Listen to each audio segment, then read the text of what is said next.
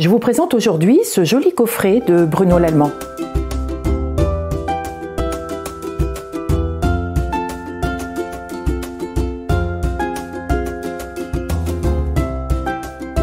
J'ai eu un très gros coup de cœur pour ce jeu de cartes qui n'est pas un oracle, qui n'est pas prédictif, mais qui est à mon sens un très bel outil de développement personnel.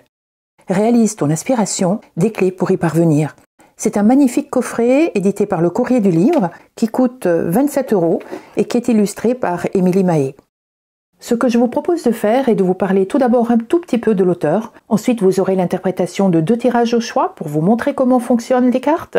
Vous pouvez soit regarder un seul de ces tirages, celui que vous avez choisi, soit les 2 tirages pour avoir une idée plus détaillée de comment ça fonctionne.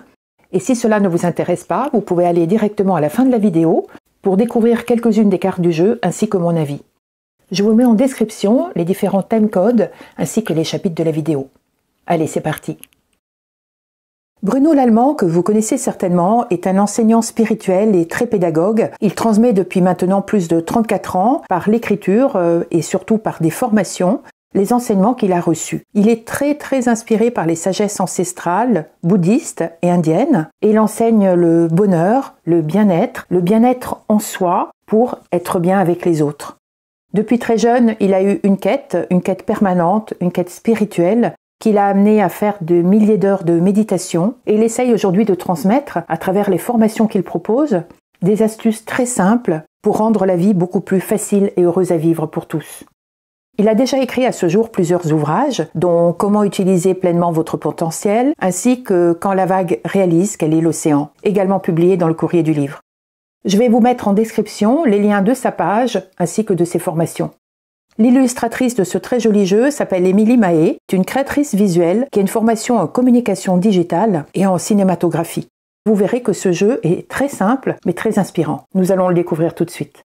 Ce coffret, d'une très belle qualité, comprend un boîtier très épais, un pochon, un livret de 240 pages en couleur, ainsi que 74 cartes que nous allons découvrir juste après. Le livret reprend le dos des cartes. Vous avez la signification des cartes. Bruno Lallemand ensuite fait une différence entre l'aspiration et le désir. L'aspiration étant quelque chose de plus profond et durable, le désir étant plus instantané, plus égocentré, plus superficiel. Il nous explique comment utiliser les cartes. La première proposition étant un tirage à 6 cartes, celle que je vous propose de faire en fin de vidéo. La deuxième proposition étant un tirage journalier d'une seule carte. Voilà donc le tirage que je vous propose de faire en fin de vidéo. Ensuite, vous avez l'explication de chaque carte. Vous avez le nom, le numéro, le dessin, quelques lignes générales, et vous avez enfin, pour chaque carte, l'explication en fonction de l'emplacement où elle se trouve. Et cela pour chaque carte. Les cartes par elles-mêmes sont divisées en 3 lots. Vous avez tout d'abord les cartes avec des fleurs orange rosé, qui sont les 55 cartes du jeu, moyennement épaisses, brillantes, avec de très jolies couleurs. Et elles ont des bords qui sont soit noirs pour certains sentiments, soit blancs. Blanc par exemple, la gratitude.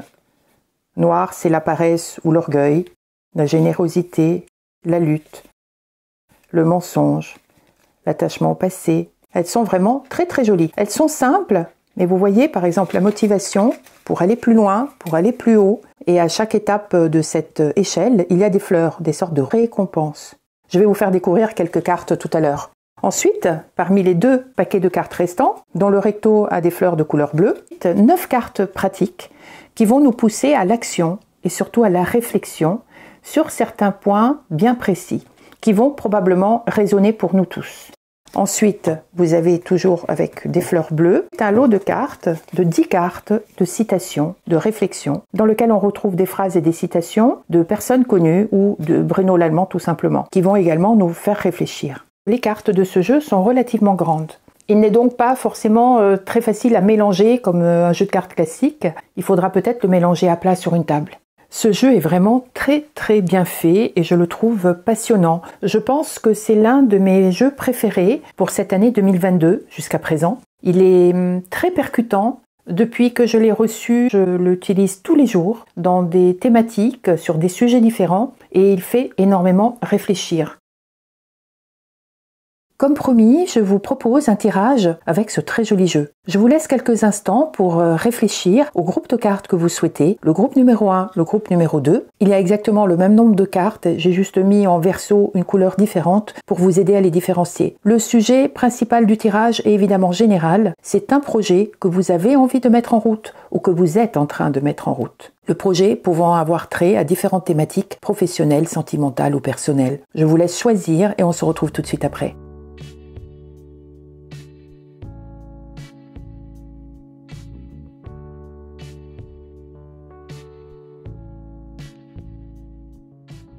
Pour ceux d'entre vous qui avaient choisi le groupe numéro 1, nous allons découvrir ensemble ce jeu.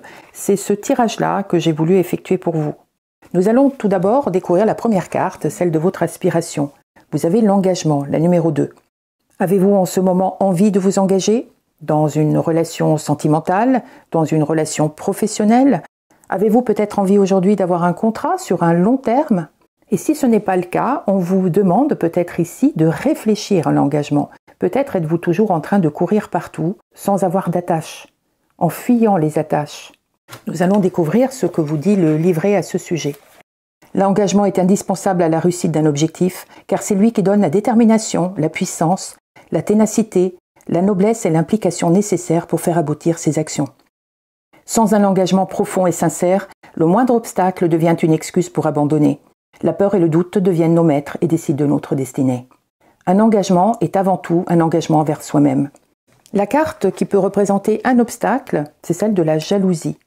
Donc peut-être, ça pourrait être un engagement sentimental. Mais le fait d'être jaloux vous freine dans cet engagement. La jalousie peut prendre plusieurs formes. Celle du mari ou de la femme jaloux, parce qu'une personne convoite son partenaire. Il y a aussi celle qui ne dit pas toujours son nom quand nous jalousons la réussite ou la possession d'autrui. Le Dalai Lama disait de la jalousie que c'est le sentiment le plus inutile, car non seulement il fait souffrir celui qui l'éprouve, mais en plus, il l'empêche d'obtenir ce pourquoi il est jaloux. Derrière la jalousie se trouve le manque d'estime de soi, car nous pensons ne pas mériter ce que les autres obtiennent. Elle témoigne du manque d'estime que nous avons à notre égard, autrement dit, du peu de valeur que nous nous accordons. Si la carte est sur le côté gauche, comme c'est le cas pour nous, il est temps d'être vraiment honnête envers vous-même. Que ressentez-vous lorsque vous voyez une personne qui semble avoir réussi et obtenu ou réalisé ce que vous-même souhaitez si fort? La carte qui va nous permettre d'avancer est celle-ci, le brouillard. Je ne sais pas si on va avancer bien loin ou bien vite. C'est la carte 49. Lorsqu'un navigateur part faire une traversée en mer, il ne peut pas s'attendre à n'avoir que du soleil et du vent. Il sait d'avance qu'il rencontrera des situations adverses, comme des tempêtes, de la houle, mais aussi du brouillard. C'est dans ces situations que notre détermination est indispensable. Il convient alors de garder à l'esprit les raisons qui nous poussent vers cet objectif et de continuer à les nourrir. S'il s'agissait de venir en aide à une personne qui vous est chère, que feriez-vous si vous étiez dans le brouillard? Il vous suffirait de penser à cette personne pour trouver l'énergie et la motivation de continuer. Cette carte nous conduit à un adage bouddhiste qui dit « Ne crains pas d'avancer lentement, crains seulement de t'arrêter ». Alors le conseil, c'est de continuer à avancer, même si, en ce moment, vous ne savez pas trop où cela va vous mener. La solution possible, l'avidité. La carte 39. Un proverbe tibétain dit que trouver le bonheur en satisfaisant ses désirs, c'est comme essayer d'étancher sa soif en buvant de l'eau salée.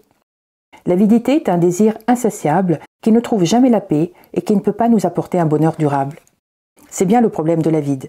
Sa vision est à court terme. Il lui faut toujours plus, sans cesse plus. Plus d'argent, plus de biens, plus de nourriture, plus d'expérience, plus de personnes, plus d'affection, d'attention. Mais au bout du compte, rien ne l'apaise vraiment. Le conseil qui est donné par cette carte, c'est de donner à votre aspiration toute l'attention dont elle a besoin pour se réaliser. Ne laissez plus vos désirs vous faire perdre votre précieux temps. Enfin, la vision éclairée, c'est celle de la confiance en soi, qui tombe vraiment à pic, puisqu'elle répond exactement à la question et la problématique que nous avons soulevée tout à l'heure. C'est la carte 43 qui est représentée, vous voyez, par une personne dans une sorte de feuillage, de ramure, et qui a les mains jointes vers le ciel. La confiance en soi représente le pilier de la réussite d'une vie.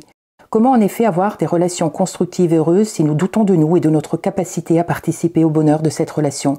Comment mener à bien nos entreprises si nous ne croyons pas en nos ressources pour y parvenir?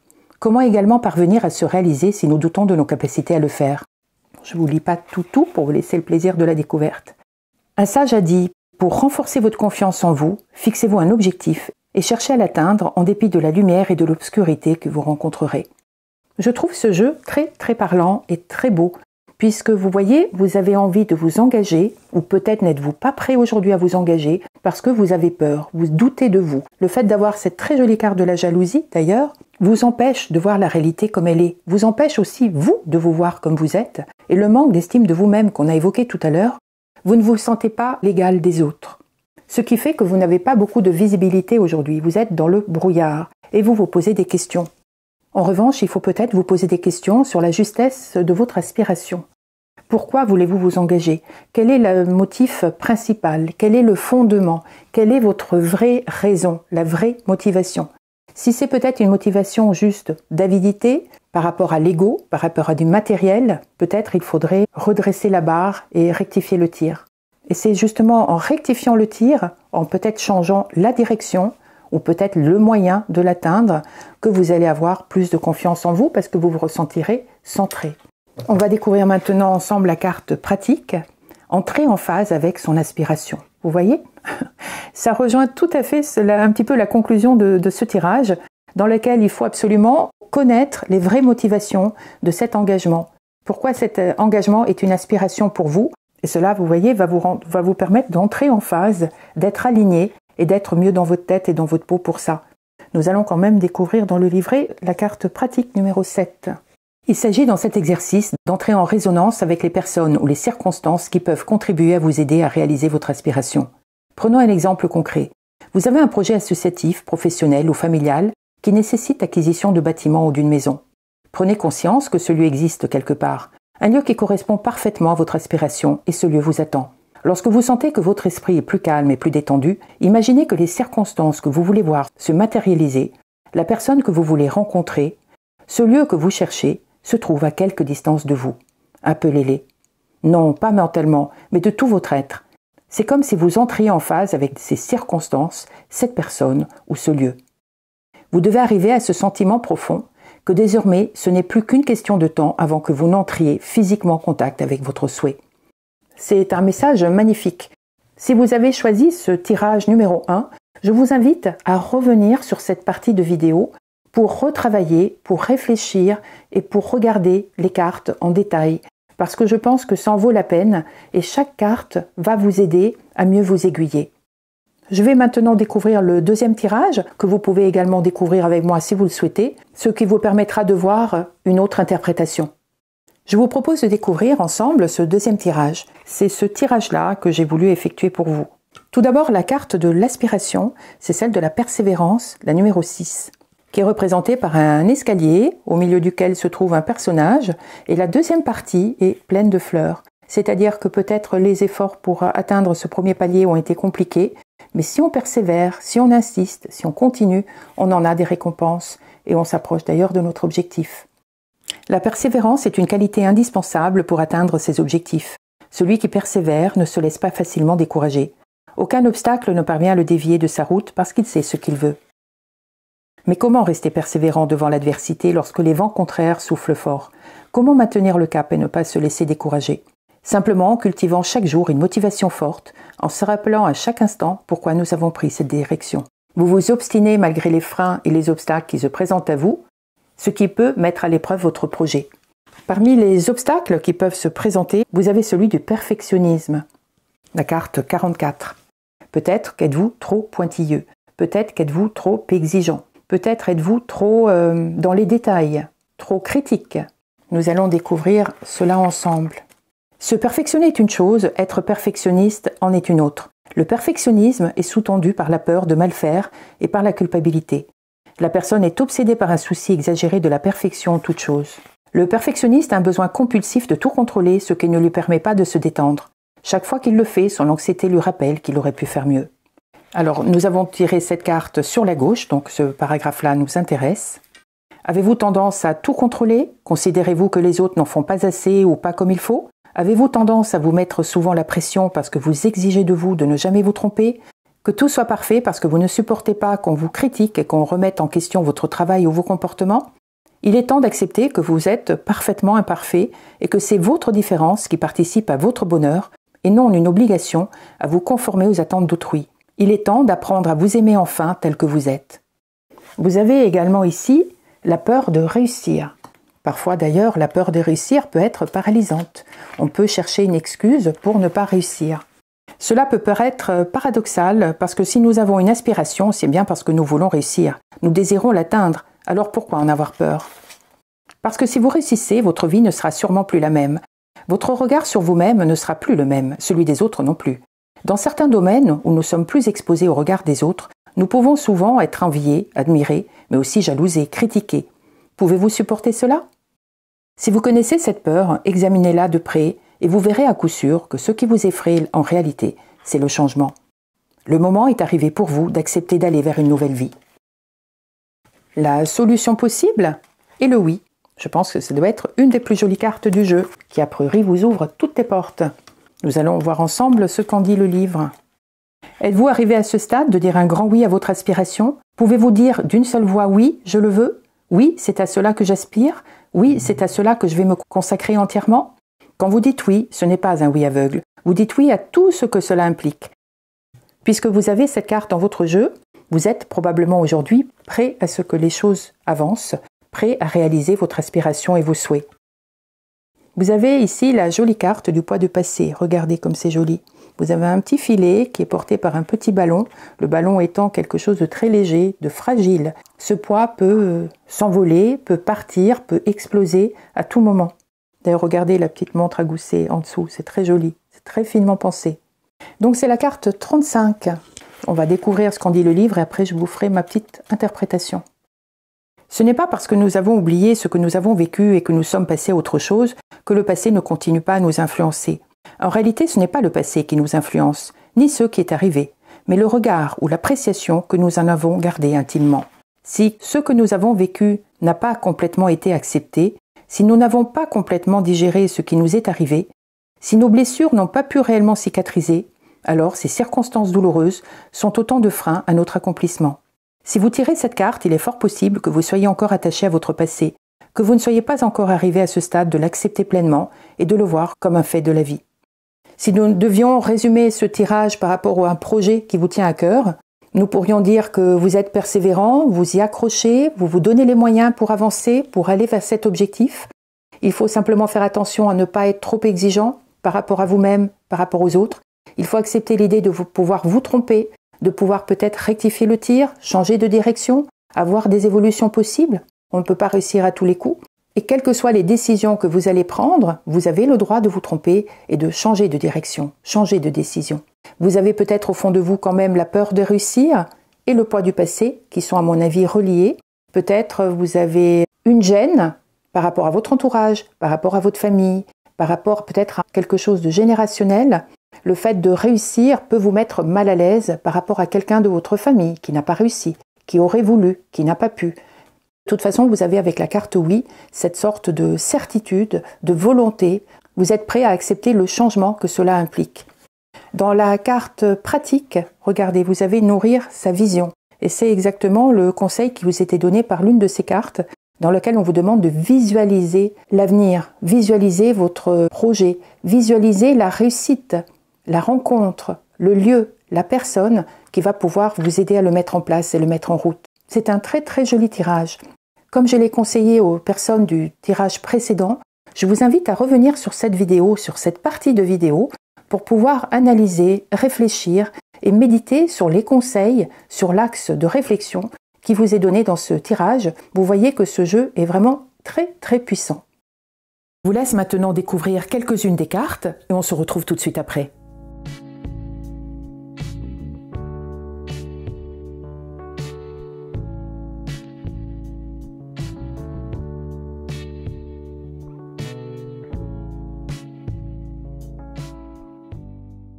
Je suis très heureuse de vous avoir présenté ce jeu pour lequel j'ai eu un très très gros coup de cœur. Je le trouve vraiment formidable et surtout très puissant. Je pense que vous avez pu le voir vous-même, le ressentir lors de l'interprétation du tirage que vous avez choisi. Ce n'est pas du tout un jeu oracle, ce n'est pas du tout un jeu banal, c'est un jeu à mon avis qui va profondément vous faire évoluer non seulement par la qualité de l'image, des mots employés, mais surtout par la qualité des explications, des citations qui se trouvent dans ce petit livret. J'espère que vous avez aimé cette vidéo. En ce qui me concerne, c'est un jeu que je vais utiliser très souvent et que je ne vais pas quitter de sitôt. Vous pouvez bien sûr vous abonner sur ma chaîne YouTube et sur mon compte Instagram. Quant à moi, je vous dis à très bientôt. Au revoir.